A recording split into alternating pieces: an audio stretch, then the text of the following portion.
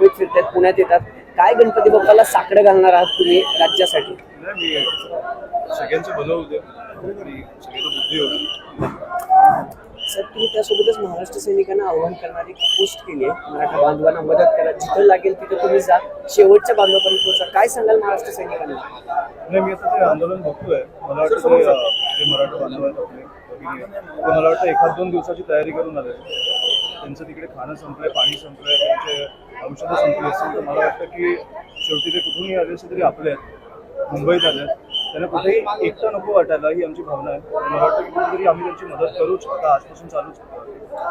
राज ठाकरेंवर जे आहे त्याचा जरांगीकरण टीका देखील करण्यात आली.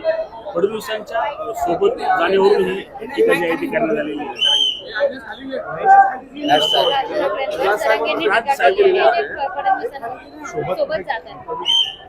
याआधी बिनशर्त पाठिंबा दिला, त्यावेळेस दिला, तुमच्या विरोधात उभा केला. आमची आहे त्याच्यावर लोकांची टीका असेल तर आम्ही उत्तर देऊ नाही. सरकारी आरक्षणाच्या मुद्द्यावर टीका शेवटी आमची जी भूमिका आहे ती बदलली नाही. की शेवटी हे जे आले ते पनवेलला येऊन मागच्या वेळेला परत गेलेले बरोबर. मग त्यांना काय आश्वासन दिलं गेलं ते परत नाही आणि आता का आले? तर ज्यांनी आश्वासन दिलं त्यांना विचारायला नको का की तुम्ही कोणाला मूर्ख बनवताय? आमची भूमिका अजूनही स्पष्ट आहे, पण मला वाटतं की तिकडे शेवटी जी लोक आहेत त्यांना याच्या मागचं राजकारण कळत नाही आणि त्यांचं जेवण अन्न पाणी संपलंय, त्याच्यामुळे ते पोचलं पाहिजे त्यांच्यापर्यंत, ही आमची भूमिका. सर पण या आंदोलनाकडे तुम्ही कसं बघताय? कारण मुंबई आज वर्किंग डे आहे, लोकलवर परिणाम होतोय, बीकेसी मध्ये आंदोलक दिसत आहेत, वेगवेगळ्या रस्त्यावर आंदोलक दिसत आहेत, आझाद मैदानावर परवानगी होती, त्याचं स्वरूप तीव्र होते. मला वाटतं सरकारने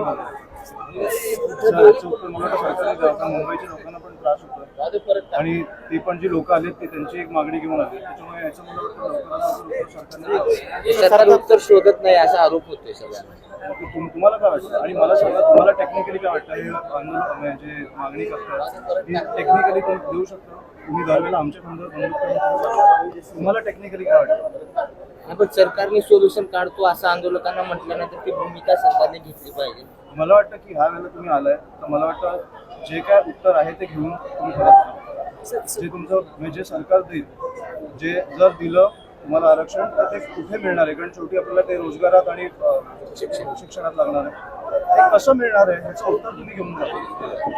फडणवीसांवर आरोप केले जात आहेत की सामाजिक तेढ निर्माण करतायत म्हणून, पण ते म्हणतात की पोलीस दिलं राजकारण पण सामाजिक तेढ निर्माण. मुख्यमंत्री आहेत, मला वाटत नाही की त्यांची पण इच्छा असेल की मुंबईत किंवा महाराष्ट्रात काही अनुचित प्रकार घडला. अनुचित काही घडेल त्याच्यावर मला वाटतं की मुख्यमंत्री